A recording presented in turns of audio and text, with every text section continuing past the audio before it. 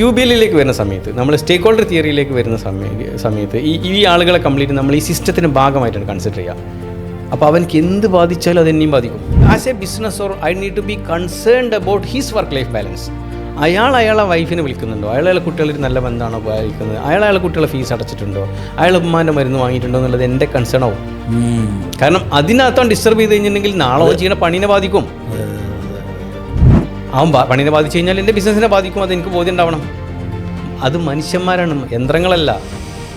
ആ ബോധ്യം ആർക്കുണ്ടാവണം? ബിസിനസ്സിൻ്റെ ലീഡർഷിപ്പിലിരിക്കുന്ന ആൾക്കാർക്ക് ഉണ്ടാവണം. The moment you are taking care of them, they will take care of your business.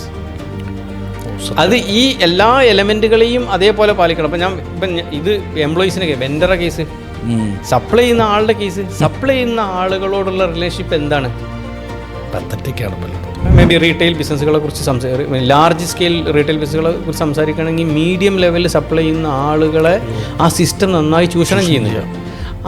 അങ്ങനെയുള്ള ഒരു എൻവയോൺമെൻറ്റിനകത്ത് എപ്പോഴും ഫ്രിക്ഷൻ ഉണ്ടാവും.